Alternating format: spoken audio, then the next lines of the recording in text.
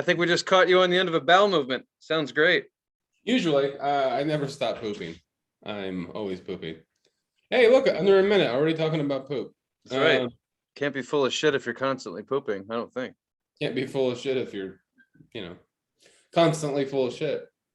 Because we are. Okay. Hey, gang. What's up? We're celebrating Friday. So yeah, before we get, hang on, it's the Watt battle. Tony's an alcoholic. I've been telling him for a long time not to drink, and fuck, that smells like so many hangovers. are you gonna get white girl wasted right now? You asked if I had any beer, and I was like, no, but I have alcohol. Before I forget, then before this goes way off the rails, I want everybody to know where you are and what you're watching. Another fun-filled, exciting, adventurous episode of This Is the Future. Unfortunately. You bet your boots. Oh, how much is too much? If you have to go to the store and get another bottle. No. So Tony and I both have the day off today, and I was like 15 minutes before we started, I was like, hey, you have a beer? And he's like, no, like he just said, but he's got some liquor. So we decided to ruin our day off. Yeah, I'm trying to go to a basketball game later, so this could be interesting. So what do you rooting for the wrong fucking team? Get my ass beat by some locals because I deserve it. That'd be funny. So what are you drinking? Malibu rum and Sprite. Oh, classy. The only The only reason this is in my house is because of New Year. Huh? Did you mix it? No. Does that matter? What am I, a fucking bartender? I don't give a shit. It's called Doesn't it mix when you put the liquor and then the shit on top? Well, no, because like you gotta like stir it up so they blend a little bit, so it's not just you're not just drinking. There you go. Stick your finger in it, Tom. Drink like a cat. I'm drinking a screwdriver because it's 12 o'clock, so it's morning. So I figured that's fucking awesome, especially since you're doing it with the mug. Yeah, I'm doing that mug. The Cheers mug that you gave me a year ago, I guess, probably. Yeah, I got to go back to Boston and buy myself one. Yeah, it's not typically. I guess this is okay. Glass, but it's good. So how come you have Malibu rum? Yeah, I have alcohol because went to the New Year's. The only reason I buy alcohol, the New Year's Eve, the New Year's parade, the Mummers Parade, where you can drink on the streets in Philly. Yeah. So yeah, I went to that and I bought a couple of bottles because of that, and that's exactly what I did. I have mini bottles of Malibu too, so I just cracked a few on the street. And did you get drunk on the street? I did, actually. As a matter of fact, I've learned if you only have an X amount of alcohol or whatever your thing is, and so much time to be at an event, you're better off just to slam everything you got. Like if you bring a bottle of alcohol, you're better off just to drink it and then and smoke whatever, do all your shit. So that's what I did. I went behind a porta potty and I drank and I smoked until I didn't have anything left. And then I dealt with it. That's what you do. You take your shit and then you figure it out. Right. So that's what I was doing at the parade. I don't know what everybody else was doing, but I was just trying to hold it together. It's pretty great.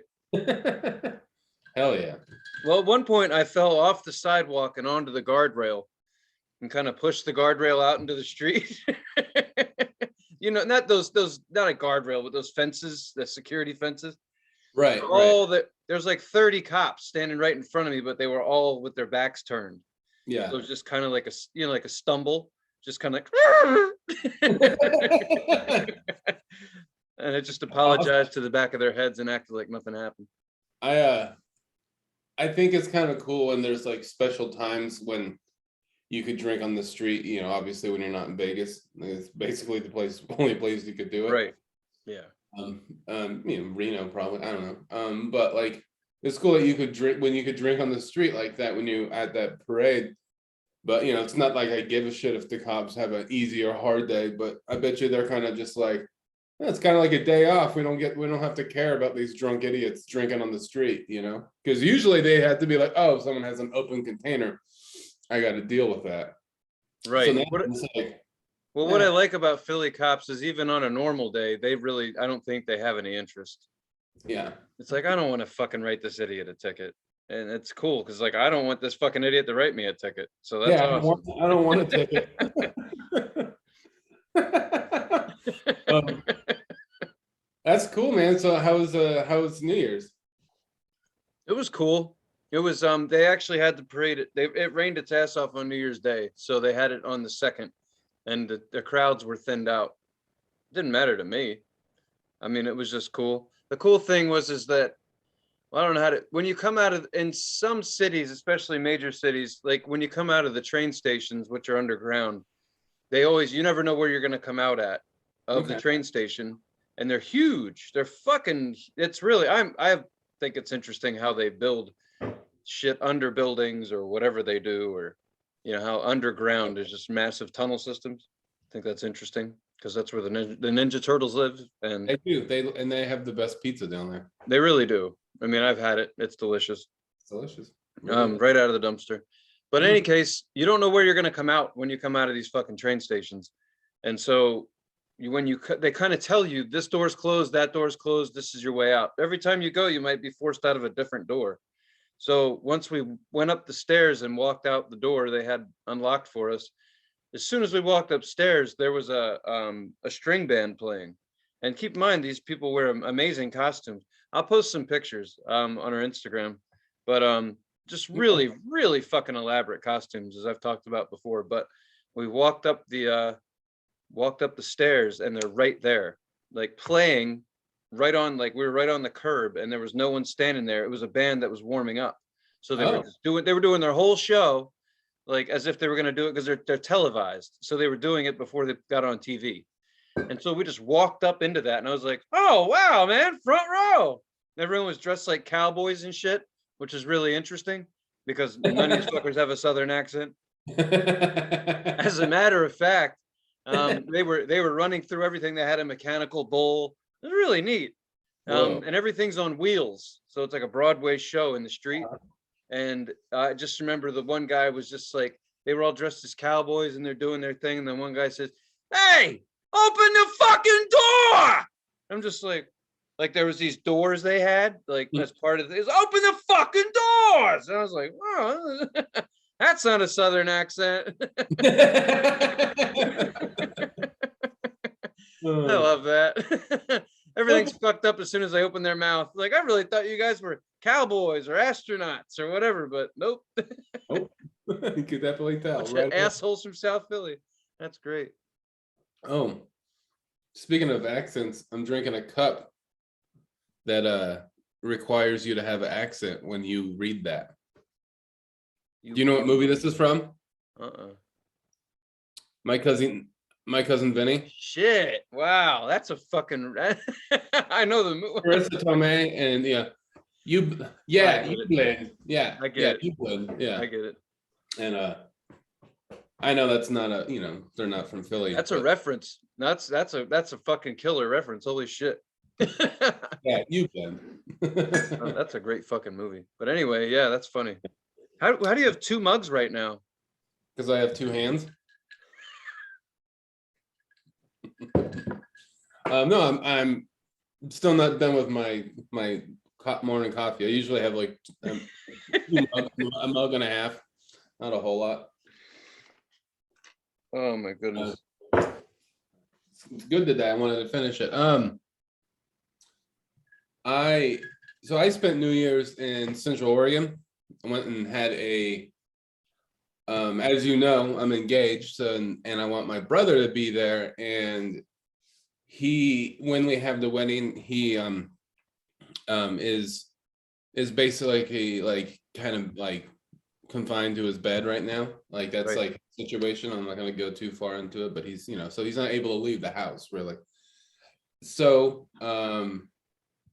we wanted to have a ceremony for him, and because he won't be able to be there because he's kind of bedridden, so we went there and had a ceremony for him.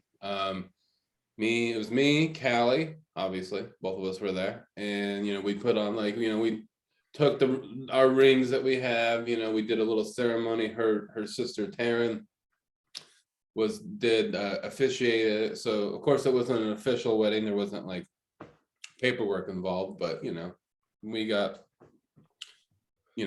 pretend real married, and Backing out now. yeah, and it was cool. Like, she did a ceremony.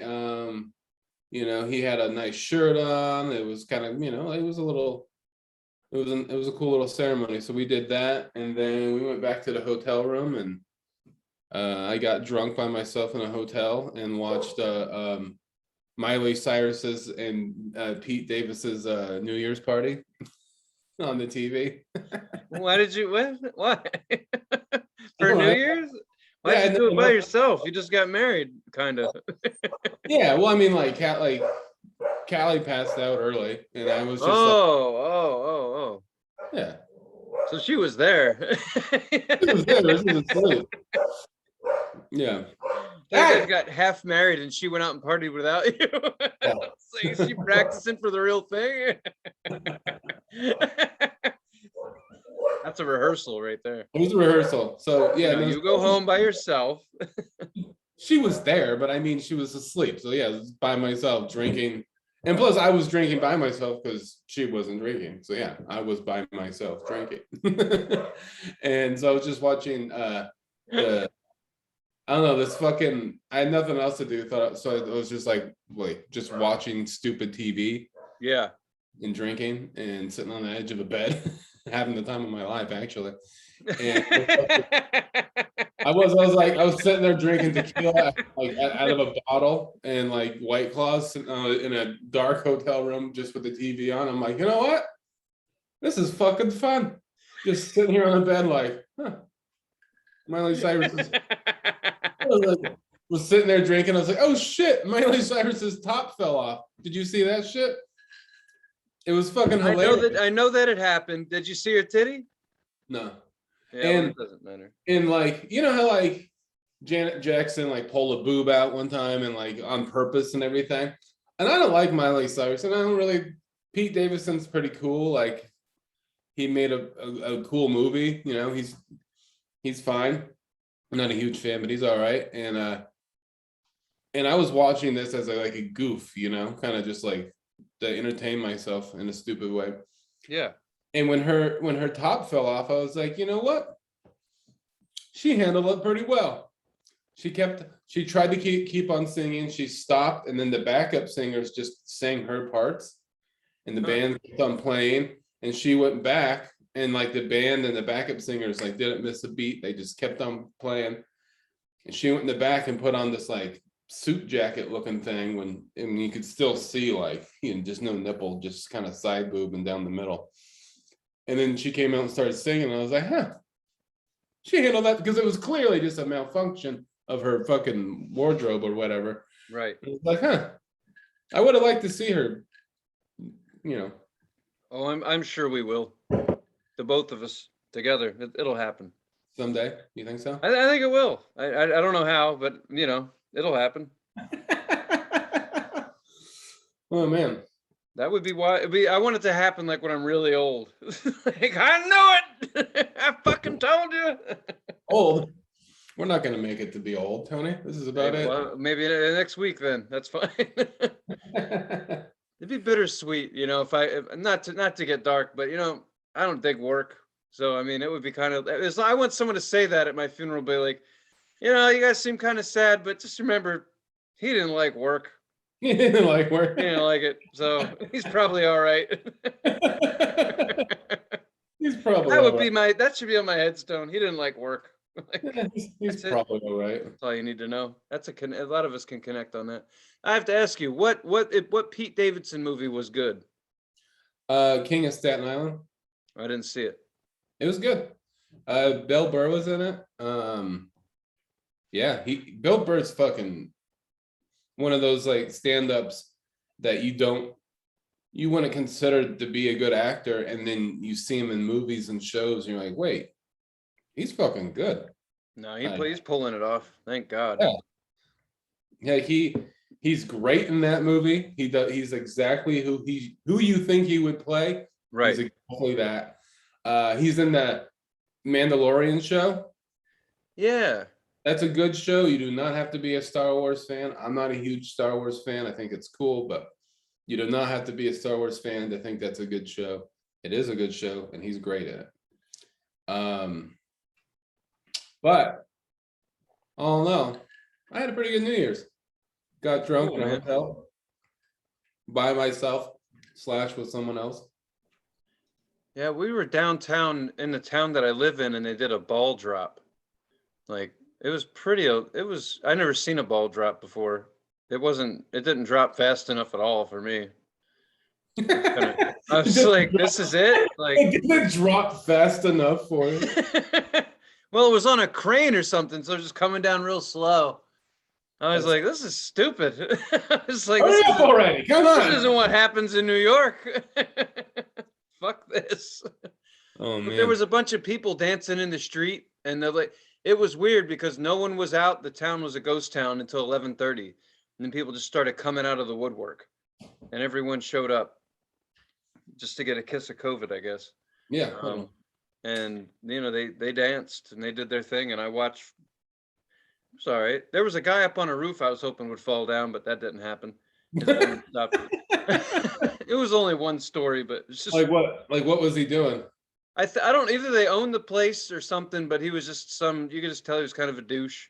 He had a couple other douches up there with him, and then their ladies or whatever, but he was just like putting his foot up on the edge of the roof, you know, and like leaning in, that kind of thing. And he was a little tipsy, and his woman's like trying to back him up, and I'm like, just let's just see how this pans out. Let's just see if he falls or not. You know, maybe he'll land on his feet like cats, but it didn't happen.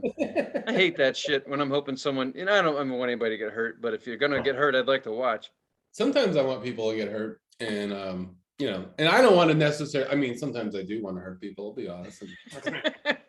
But it's not all the time. But sometimes, yeah, I get what you're saying. Like, you're like, do it, fall. But Well, it's just like you ever. How many times do you get to say like you were there and you saw it happen? You know, like you were watching TV and you saw her top come off. I mean, I saw it on the news or whatever, but you know, it just doesn't shit like that doesn't happen. Like I was there. Like I wanted to be there for that, but it didn't happen. So fuck it. But yeah, New Year's was cool. Everything's just so fucking like, I don't know. COVID. That's what everything is right now. Everybody's bummed out again. I get it. Yeah. I mean, I was just happy that I was able to go do that little ceremony with my brother and his wife. It was actually, if I got to be real, and you know, like, it's pretty touching. It was emotional. It was good.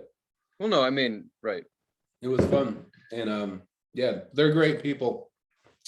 If you know my brother and his wife, you know that they're great people. They are. I don't know if I've met him or not. No, you haven't. You haven't. I don't think many of my friends have met either one of my brothers. I don't think. Unless they came to some comedy show we were doing. Neither one of them ever saw me do stand up. I remember smoking. I think I smoked pot with your dad once before a comedy show. Probably. There's a competition. I don't know how he and I ended up in his truck together. Yeah, a lot of people end up in his truck. With him. You weren't there. That's the weird thing. Yeah. Well, was he at a show? Yeah. And you guys, and he probably just saw each other outside. He was like, "Hey, brother's friend, Yep. you want to smoke a doobie?" Yep. That's probably exactly what he said. Is, "Hey, brother's friend, you want to smoke a doob?" I think it was at one of those comedy contests we had at a church, and I remember there being a mobile pizza oven, and I was talking to somebody about that. Oh yeah, I remember and that. then I ran into him, and I'm sure that's exactly what he said, and I always say yes. So I was like, yeah, I'm supposed to perform, but you know, I'm no good anyway. I remember those. I remember those nights. It was 3 nights. There was 3 nights of that competition, right? Oh man, it was so fucking bad. Yeah. Oh, I remember I did really well in the first. Good out. excuse me. Sorry, everybody. No, that means my compliments to the chef. That's what that Oh means. fuck. I remember those nights, that competition, and that's kind of when I've kind of around like that was like my first year or year and a half. Right. And I remember doing really well because it was like, like you have the prelims, semifinals, and the finals of that competition. I remember, they're probably, I don't remember exactly, but they're probably, 1 week, second week, third week. And I remember doing really well. And I remember being like, oh man, I just started doing this. I'm doing good. And then I remember people going like, oh yeah, he's doing good. He might win. And then the finals, I just bombed my dick off. Like, just like, I don't know if you remember that, but it was like, man, I was like going so good. And I just like fucking, from the first words into the microphone to the last words, I don't think there was any laughs. Which I thought it was, but like the way they ran that, that competition, it was typical for shows in Bend. Mm-hmm. And for amateur comedy like that, like it's usually the people putting it on don't always know how to work a comedy show, don't know how it should be. Because I remember the lights were totally on. Mm-hmm. And in the finals, the lights were totally on. And there was barely anyone in there for an old church that could seat like a couple hundred people. I think there was like probably like 50 people in a room that could hold like 200, 300. I remember that in that night in the finals, because I remember being up there and being like, oh, this sucks. So I remember. Well, I gotta be honest, Alex, I didn't make it to the finals, so it's probably I don't remember. I was probably out in a truck smoking dope with somebody. Smoking dope with someone's weird old dad. Yeah, sorry, I didn't mean to like rub me or be weird. I'm not. Fuck that, man. That's great. The reason you probably bombed it there is because you got my notes by accident. No. Like, this ain't my shit. I bombed because I bombed. And I looks like a suicide note. Man, I remember the material I was doing back then. It was weird. I used to be kind of proppy. Yeah.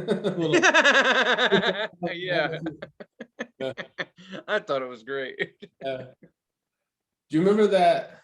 I think it was Dickie or somebody gave me a help wanted sign. Yeah. Yeah. And I would hold it up and be like, this is my impression of a little kid at the bottom of a well. Help wanted. Shit's still funny, man. Really funny. And I remember that. I was like, oh yeah, that was a joke that I did. They got, dude, I think I told you I saw a good prop comic here. And the only thing that would be a bummer is that he seriously had like 17 tubs of shit that he totes from show to show. So that's like the only thing. It's like, that's got to be a pain in the ass, especially if you try, like, you had a minivan. So it's like, do you just like, when you tour, do you just sleep on top of your toys? You gotta get some soft props. Put some mattress on top of these bins. I don't know. I remember that one of those competitions.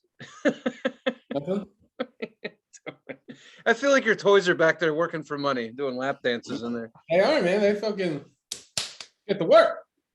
I remember we had one of those competitions. Maybe it was the same one. I thought they did it 2 years in a row, but one year the one guy won, and people were like, he didn't write jokes, he stole Bill Burr's material. Yeah, there was a guy that stole, I remember him, I won't say his name, but he stole Jerry Seinfeld's. Oh, was it Seinfeld? I don't know if we're talking about the same guy, but there was a guy that he got outed. Yeah. Someone outed him that we know, and then he got kicked out of the competition. Yeah, something like that. But I was just like, wait a minute, you guys are writing jokes? Like, fuck.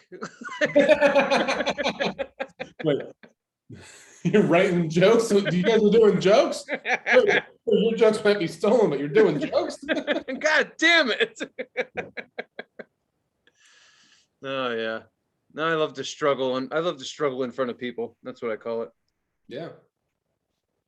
Oh shit. I was kind of thinking about comedy the other day and kind of being like, huh. I think most of the shit I did was garbage, but I think I was like thinking about one or two of the jokes. I was like, huh, I think that's a kind of a good joke. It's not bad. It's fun to go through the old shit you've written and be Yeah. like, that's actually not that bad. Yeah. I don't know why no one laughed at it, but it's not that bad.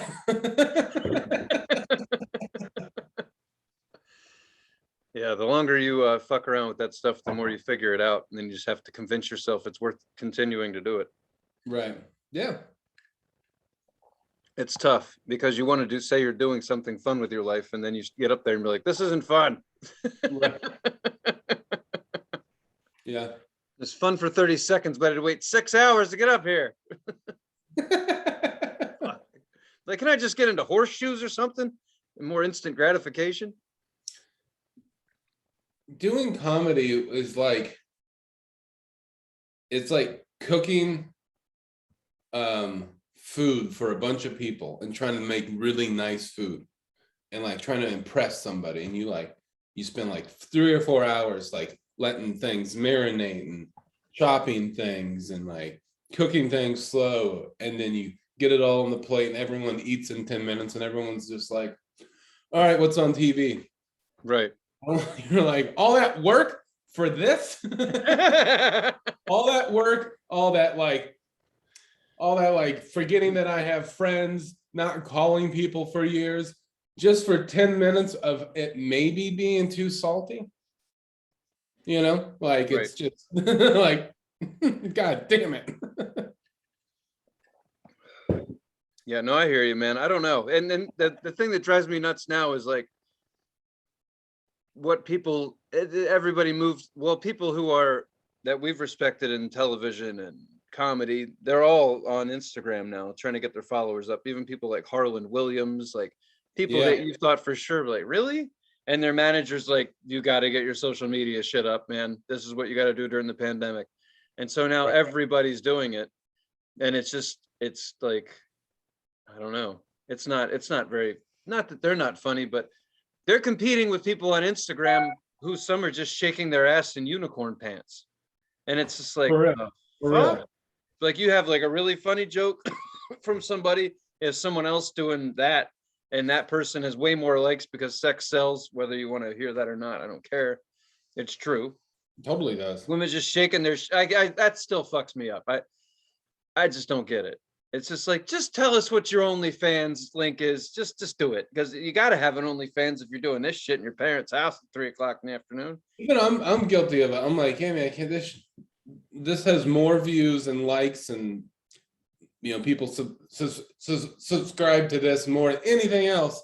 And I'm like, man, this is shitty. I can't believe that this is the. Huh? Who are you? It's so popular. What is it? But meanwhile, there's just boobs flapping together, and you're like, well, yeah, what do you? But you don't see the girls that do that stuff. What you don't see is anyone like a whole lot of people in their 40s and 50s doing it. So it's just like, what are you going to be doing on this channel? I want to see this in 10 years. I do. Did you start making oven mitts from scratch, or are you still shaking your shit? I'm interested. Hey, what the fuck are you doing? I hope that those people in 30 to 40 years are still shaking their old titties around. I hope so. Just, good for you. Go for it. If you got something to sell, don't stop selling it. Keep on going. Don't stop selling it. Mm-hmm. I guess I don't know. It's just I like the things that catch my eye are people. Yeah, people like when shit goes wrong. That's entertaining. Or if people do like athletic achievements. Like someone jumping on top of 10 boxes of Legos, whatever the fuck they're into. I don't know. Yeah, but shit like that. And then it's random. And then all of a sudden you just see some girl and she's just like, The fuck are you doing? Damn it, back to people dying by accident. Come on, let's go. And not Fucks that me I'm up. not, Like, is this a yeah, commercial? At least be sponsored by Durex or some shit, right. rubbers for real people. There you go. You're marketing for a reason. You're not just doing a heart symbol with your tits hanging past your knees. We can all do that. It's got That's goals too. that's a talent. I mean, yeah, that's a talent. I mean, if you got knees past your belly button, you know What what I'm saying? really fucks me up is like the people who comment them, but in another language. I'm like, Hmm. like, what are they saying? Like, you ever notice how like foreigners don't seem to talk shit? Like some hot chick from Brazil puts all her shit out there for a 3-second video. But if you look, like it's either a bunch of fucking emojis or it's Right, stuff in another language and a bunch of positive emojis. Just like right, I can't tell, but I don't think anyone's talking shit. But if it's English in English, like if it's what I don't know, just if people are commenting in English, there's definitely like people slamming them, right. like talking shit. It's like, well, I'm never gonna get to fuck her, so I'm gonna say this. Like, it's like, yeah, I that's cool. definitely think This that, seems, I guess I'm saying foreigners don't seem to get as much shit as we give our own people.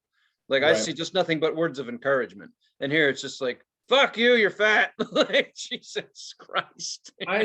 Well, I felt like this for a while. I feel like America is the pissed off 19, 20-year-old and kind of just, 18-year-old like, and that's kind of, I feel like that's true. And so I Definitely feel on like, the internet. That's yeah, definitely how we present ourselves. Those are the people that really take an active interest in the internet. right. Like if you like, it just seems like people from other countries are probably just more polite and nice. As in a whole, not all the time, but not like but yeah, I just feel like Americans or people that speak English as their first language maybe are probably bigger dicks. Definitely Americans. Yeah, I don't I get would it.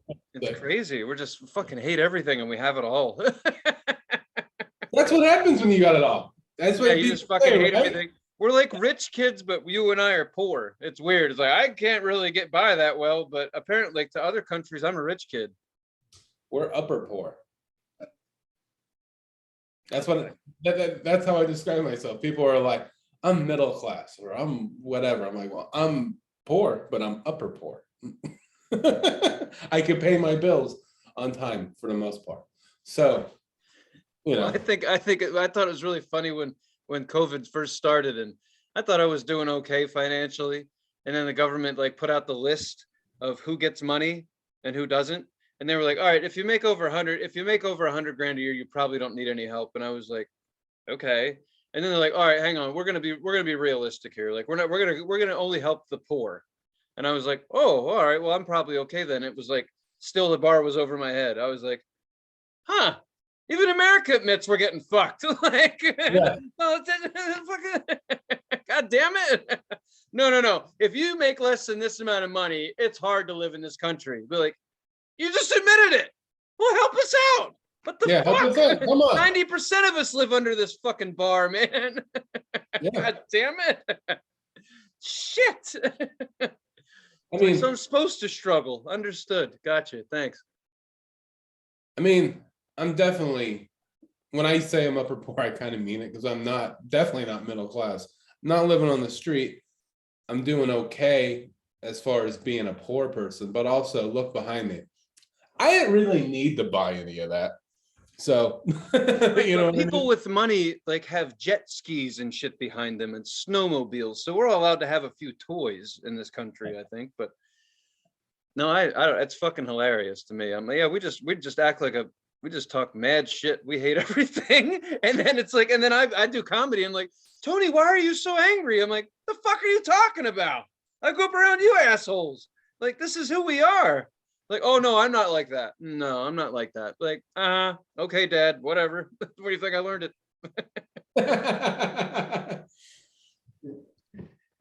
We don't like to look in the mirror, but we all own one.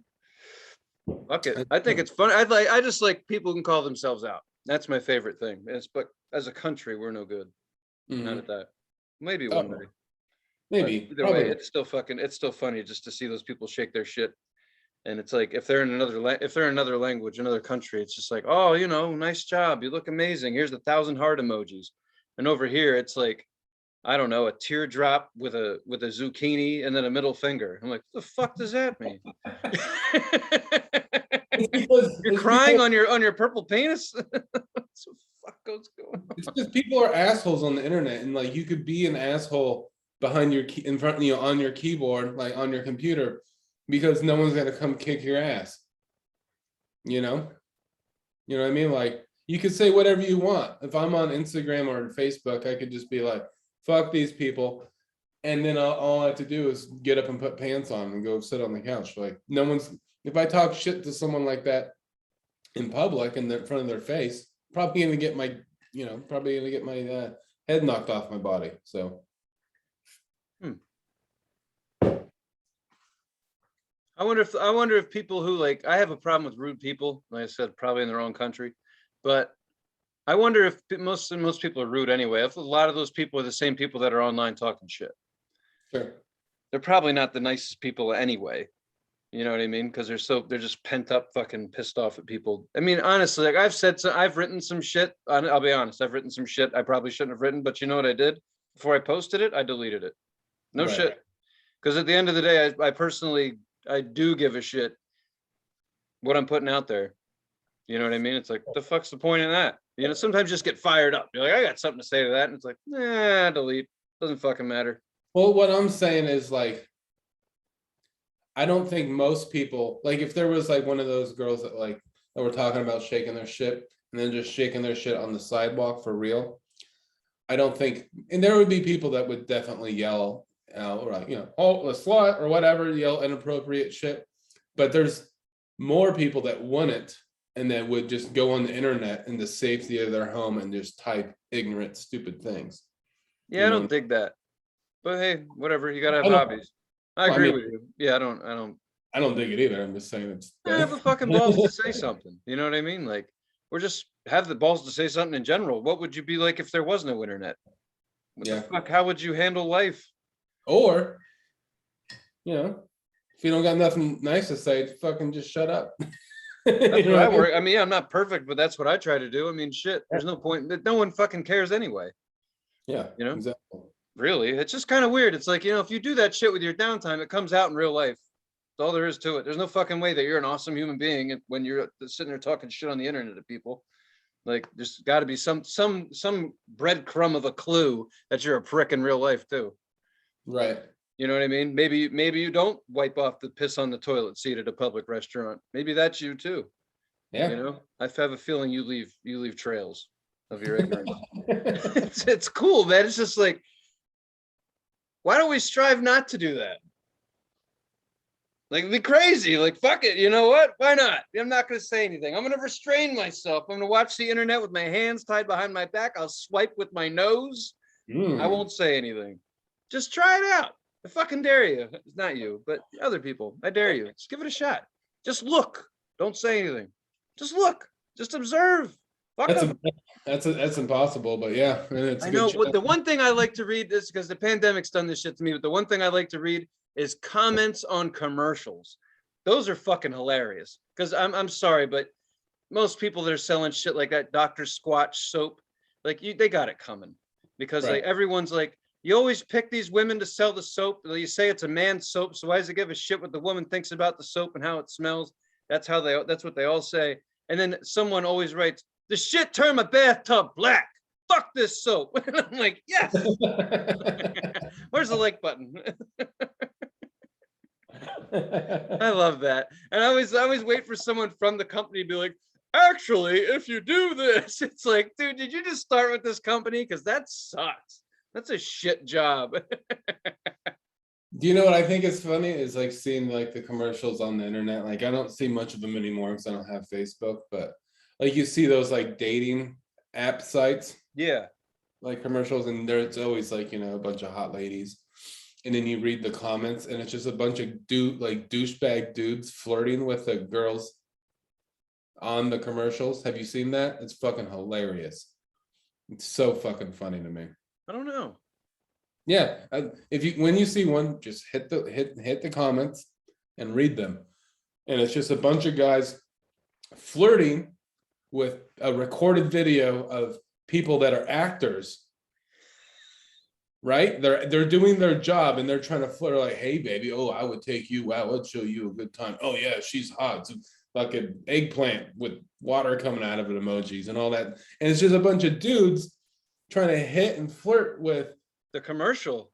the commercial. And you're like, these are just paid actors on a recorded video. Like they're not, it's for, okay, you don't get it. Like it's fucking ridiculous. You know what I mean?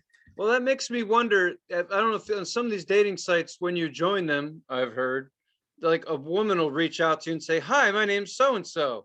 Thanks for joining. Blah blah blah. I work here. Blah blah blah blah blah." I don't know. I don't read it. But in any case, I wonder how many people are like as soon as that person reaches out, they're like, "Hey, opportunity comes a knocking." It just starts hitting on the chick. I'm glad we matched. I'm sure that happens often. I'm sure. I'm sure the person who writes that, her name's not Tara, and it's probably not a her. It's probably just some fucking dude. Oh yeah. Timmy, get on the internet before you go home and spark up some conversation with some Tinderites, okay? Or it's just like a pre-record, like a robot. Oh, total. But it's just funny to me. But like sometimes that's the only person that ever hits on some people. So they get mad and then they start writing nasty shit on Instagram clips. I just don't get it. Don't get me wrong. I found the world to be boring ever since I was about 8 years old, but I just don't see the point in that. Like, where are we going? What are you doing? You could invent a new stuffed animal or something with all the time you got on your hands. Man, that would be cool. It's an idea. I miss stuffed animals, especially the ones that make sounds like when you squeeze them and shit. They used to make these dinosaurs that you hit them and it sounded like they were like really upset. I loved it. Yeah. But anyway, do something. I don't know. Maybe do something else with your time. Or not, whatever. I like reading the comments. Speaking of doing something else with our time, I think it's time to talk about music, Tony. That's good. I appreciate. Holy shit! Yeah, we rambled on about nothing for a while. Yeah, that's kind of our thing, though, right? What we do, yeah. Woo! Yeah. I wanted to spend some time on the music anyway because God damn it, I like jazz. So, what did you think? And the album we're talking about is John Coltrane's live recording of A Love Supreme done in Seattle.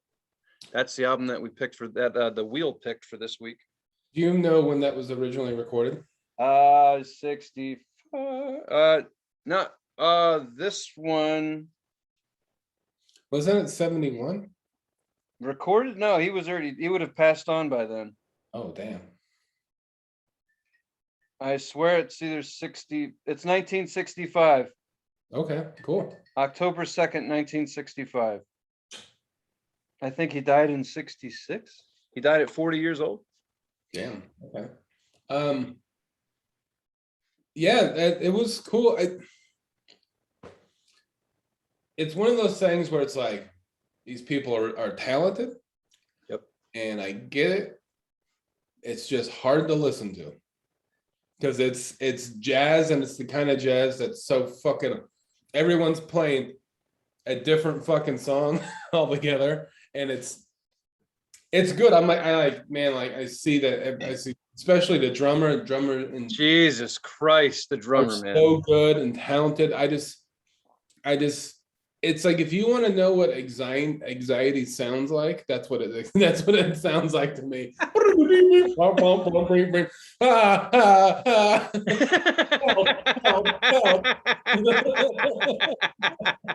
If you were doing that on stage, I would laugh. That's funny. Exactly. I feel like that's what jazz. You want to know what anxiety sounds like. Oh shit. Like that kind of jazz, it needs to be medicated, and it needs needs to see a therapist, because it's just so. You ever seen those chihuahuas? Those little dogs, those little chihuahuas that have the big fucking bulgy eyes, and it looks like they don't have enough skin to go over their face. Like it's just like they're like this, and they have the huge eyes, Yes. That's what it said. That's what that music is playing in their head all the time. It's just like, what's going on? Beep, bop, boop, bop, right. I would say, I would expect anyone to describe jazz like that in the beginning, like to listen to it, and you really have to decide if it's for you or not. And I've been dipping my toes into the jazz pond for a while. Nothing. I like this kind of stuff. I like jazz. I like this shit's tough. Like you got to do your research. You got to know what the fuck you're listening to. Yeah. That's what I realized. Like I actually did today. I rewatched a documentary about John Coltrane. There's a book that came with the album. I read that whole thing, and all of that helped. So if you need to watch a documentary and read a book in order to understand what you're listening to, then I'd say it's probably not for everybody, because not everybody's going to fucking do that. And it's definitely mood music. And something that I read in that book that came with the album was from the club owner's perspective. And he said, I booked a different jazz musician here a few weeks before Coltrane. And he's like, people were buying drinks left and right. Like the whole time they were buying drinks. He's like, people who came in to see Coltrane's band and Coltrane, they bought one beer and stayed for the whole show. And he's like, I'd rather have the other people in here because it's like not selling any fucking alcohol. So but what I got, how I see jazz right now, like I said, I'm just getting into it, but I do like it. But I feel like you have to listen to each person and what they're doing. And this album, A Love Supreme, he wrote, it's like his first like true like breakout album. And he sat down and put in the work and wrote this album, and it's huge. It's his biggest album. But he didn't play it live very often.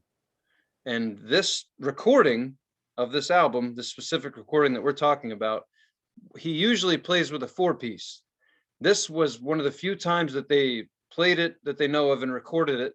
And it was there were 7 people in the band. So there's 3 additional. So yeah, you're listening to a fuck ton going on, not just the way it was originally recorded with 4 people. You're talking an additional 3 fucking people he let in to fuck around with the drums, fuck around with other saxophones, all that stuff. And everyone's doing their own thing at some point. Right. I mean, hell, like Coltrane would leave the stage and go take a break and come back and the music would still be going because he told someone else, you know, it's your turn. Go do your thing. Right. And he plays what? He plays sax. He's a sax player. Okay. I looked up, but also said he played the clarinet too. Right. But he mainly played the tenor sax, I believe. Okay. Yeah. But I guess the way that, listen, it's cold as fuck outside. Jazz fits. Like it really does. Just, you know, like being inside, listening to some fucking jazz, like it's a nice chill thing. But I kind of look at this stuff like kind of like Jimi Hendrix, that kind of thing, like where they went way off with their instruments. They're jamming is what it is. Really just a jam. A lot of the fucking really good records out there that are jazz records were played one time live. They just fucking laid it down. They're like, we're going to go push the record button. And then it was an album and that was it. And when they try to play it again, it's different. You know, they played faster or whatever the case may be. It changes every time that they play fucking jazz. So when I hear jazz, I don't want to hear a 4-minute jazz song I've heard on the radio or some shit. I want the musicians to go up there and do what they did on that record. Like to just figure it out. Because I saw Kamasi Washington play with, I saw him he's really good. He's a jazz musician that's around. He's like them, plays like that, big ass fucking albums that go places. But he's not too confusing. Like you can follow it. But I saw him and Herbie Hancock play live, and Herbie's been around forever. He played with the greats, and he is a great. But in any case, like he was doing that live. He was like, the whole thing was, it was like, fuck the shit we've already played. Like, here's a piece of something you heard when I was famous, but let's get all these people to push it. And so he had younger musicians on stage. He had this girl on stage, and he was like egging her on. He had a keytar. He's a piano player, but he also had a keytar. So he went up and he's like jamming on his keytar, and he went up to the girl who was younger, and he's just like, come on, like fucking play something you never played right now in front of 10,000 people. And you could tell she's like, fuck this. Like, I don't want to do this. But that's how they did it. I assume that's how musicians still like to fuck around. But takes a lot of balls to go up on stage and improv, not knowing what you're going to do next. I can tell you that from personal experience. And that's not what this record is, but that's how a lot of jazz is done. Right. So you're watching something on stage, like, where are they going with this? And the musician's like, I don't know where I'm going with this. And it's like, all right. But It's they can kinda always like- bring it back together where I couldn't. Like it, like jazz is like improv. It's like, Yeah. like that's what the, you know, the style. Yeah, I get it. I like it. I'm into it. I'm just sometimes I'm like, whew, like Right. we were gonna record yesterday, but I was like, I need another day to listen to this because I listened to it once, and I've been trying to listen to it, but I had to keep on turning it off because I was just like, I just don't feel the mood. Yep. You know. Right. Yeah, I don't hate it by any means. I think that John Coltrane is very, very talented, or he was, and you know, that style is a very talented style of music. Do you know what I like about it? I like that when people could play that style of jazz and they're super good at it, and they incorporate it in other kinds of music.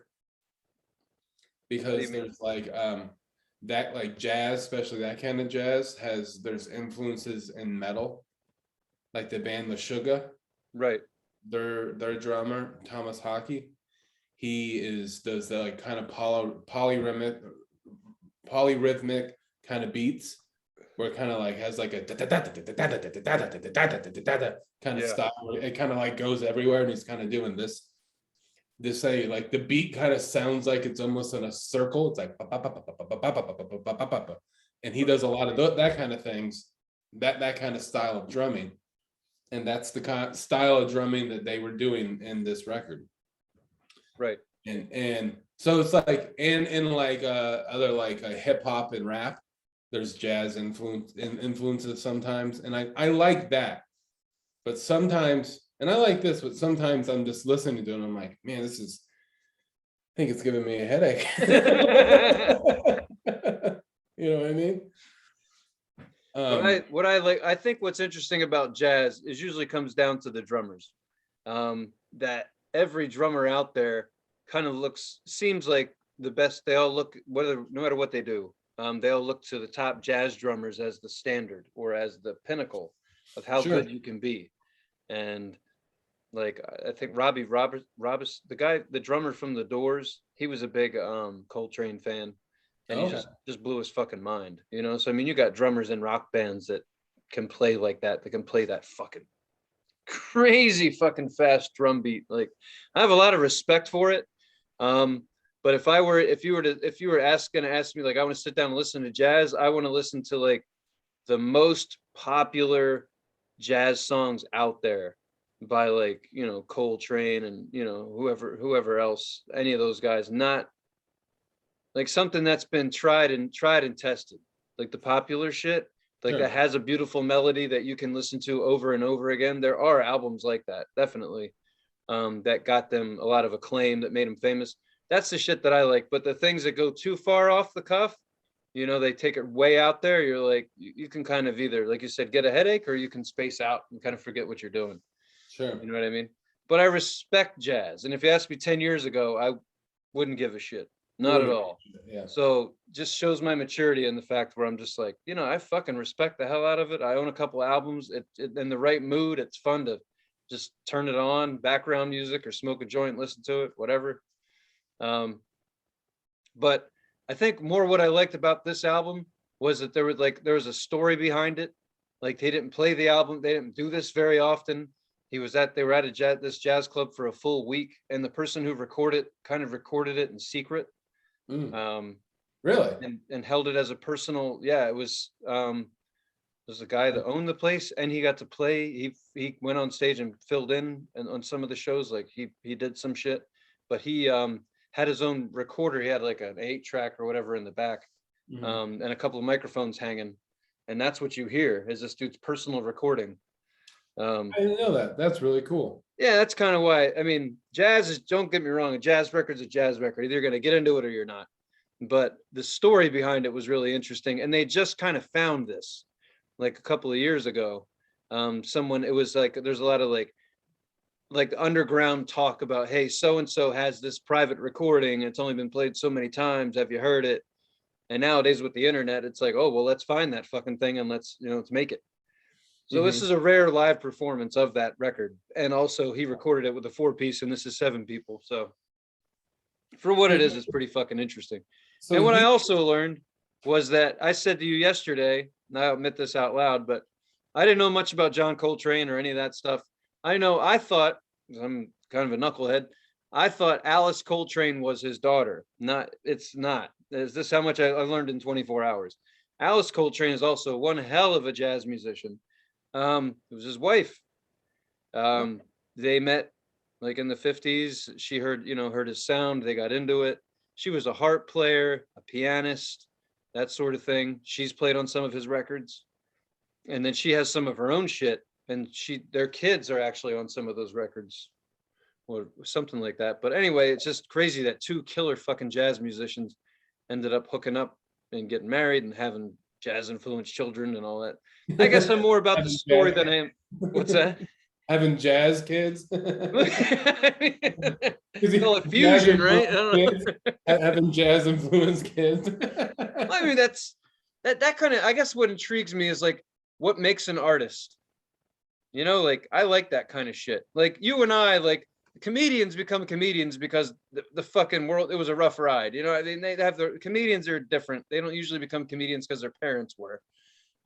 Sometimes, but usually because they're pissed off at their parents is why they became comedians.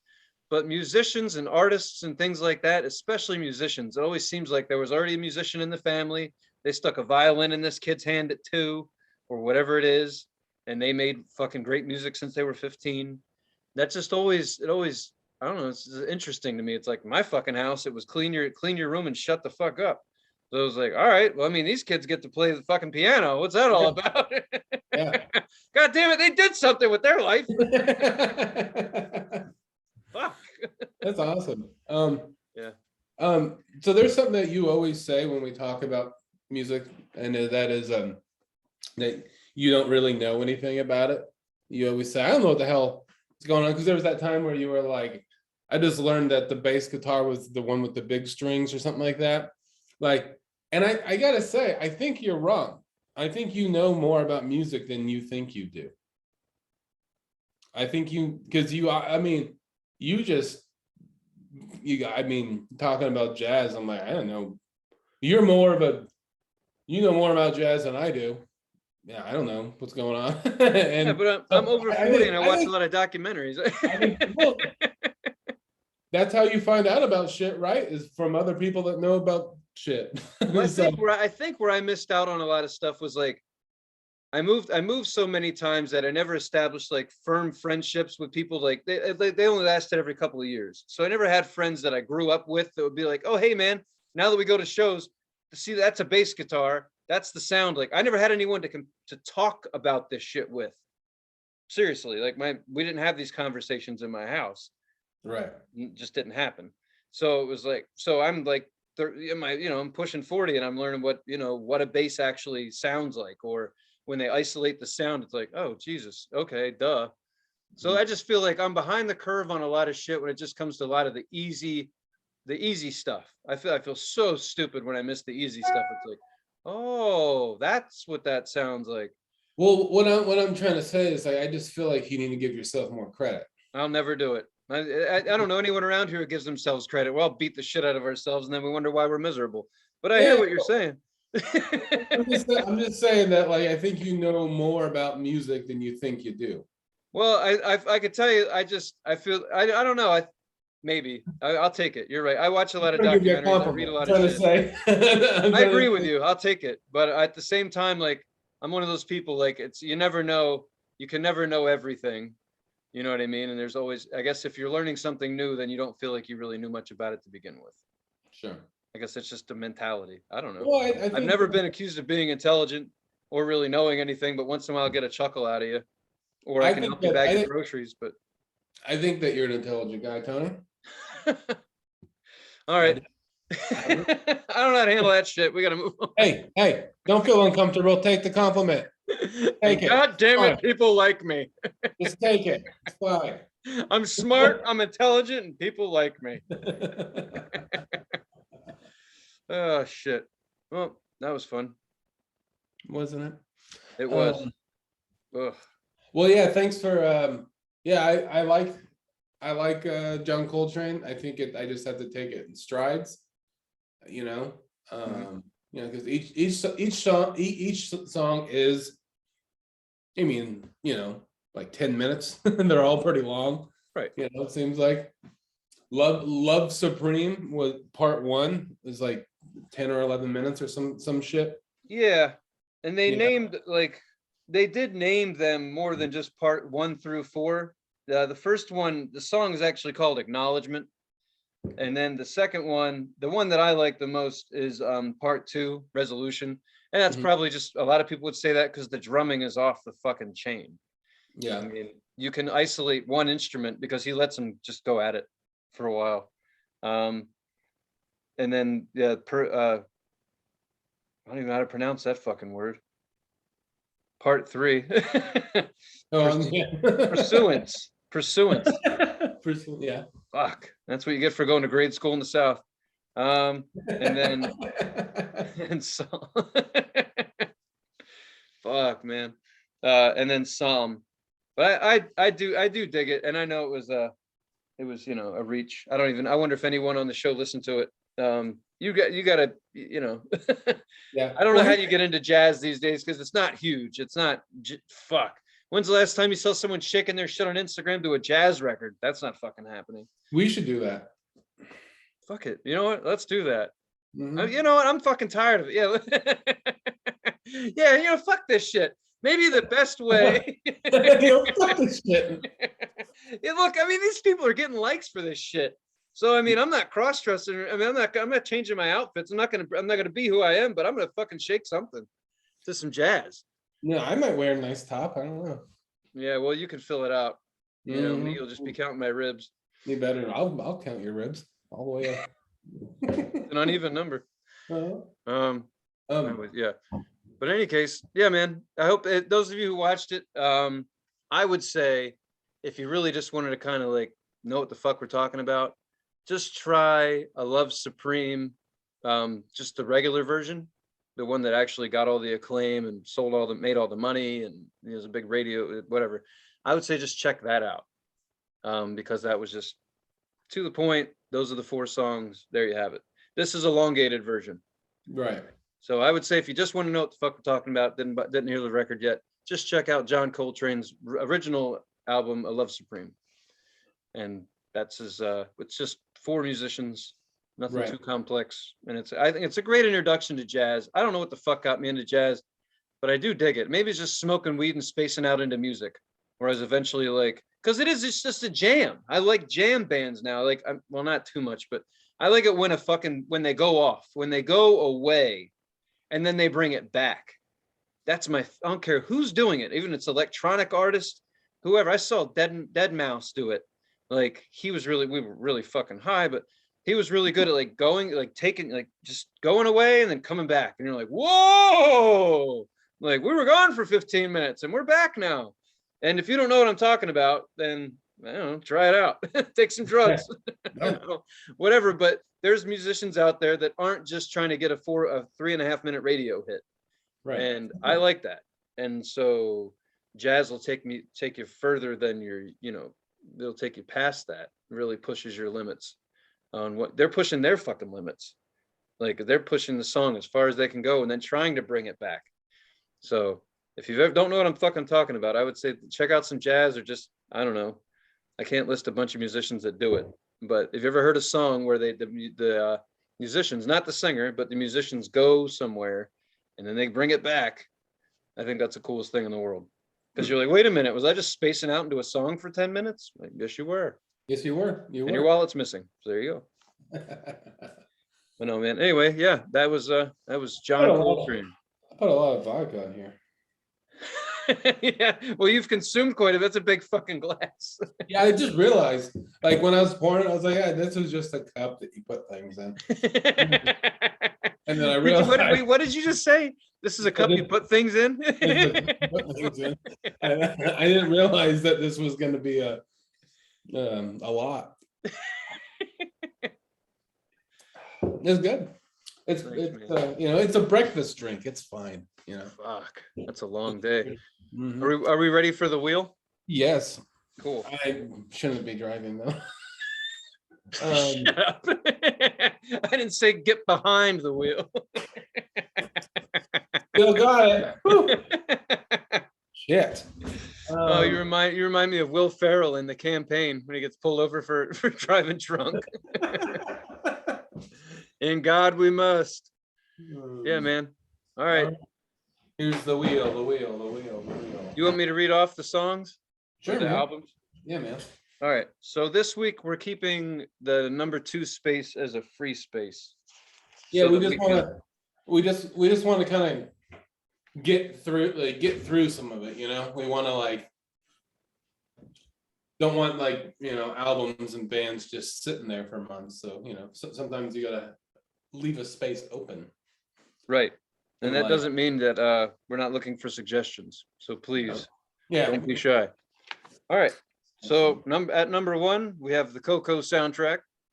Number 1. Number 2 is the Free Space. Number 3 is the band Left Field. The album will be Rhythm and Stealth. Number 4 will be Mono Lord, album Your Time to Shine. Number 5 is Boogie Balook. The album is Volta. Number 6 is Billy Joel, album The Stranger. Mm-hmm. Number 7, Dire Straits, Brothers in Arms is the album. Number 8, the band is Slint. The album is Spiderland. Number 9, the band is Hornet Leg. Album is Ribbon of Fear. And this damn thing down here, number 10, Mammoth Weed Wizard Bastard. And the yep, that's what it's called. Beautiful. All right. When you're ready. Some of these pegs are just all right. All right, you ready? I'm ready. 1, 2, 3.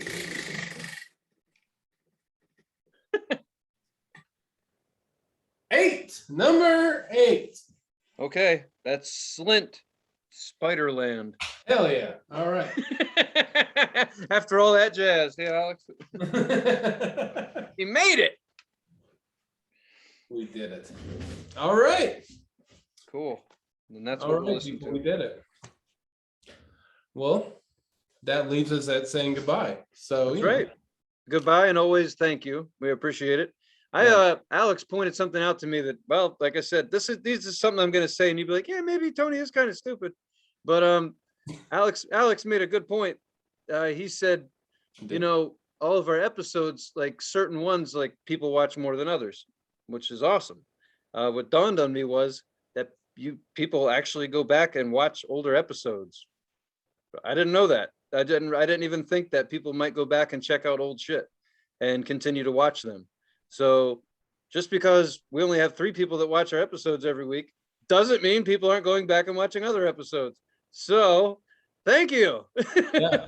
I didn't know that. I was like, oh, hey, you do that, huh? You go back for a year ago and just check out a catchy title and see what it's all about. Yeah. Thanks for doing it. I didn't know that's how it worked. and I think because I do this with certain things with podcasts and shows. Sometimes I just go, that one. Right. So hey, that's fair, man. Whatever if like all I ask is if you see something you like, you liked an episode, fucking say hi. Tell us you liked it and leave a comment.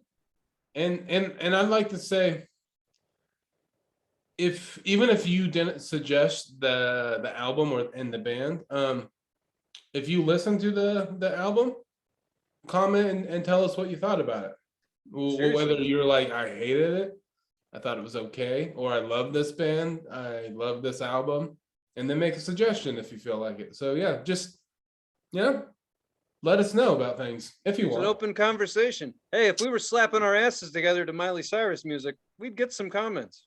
And I'm trying to talk Tony into that, so that'll probably happen. A couple more couple more Sprites and what is that shit? Malibu. Yeah. It's fucking sunscreen. But anyway, yeah, thanks. Make suggestions if you want to, follow, subscribe, all that cool shit. And yeah, we'll see you next week. Cool. Thank you. All right, man. Bye-bye, gang. Is that a thing, gang?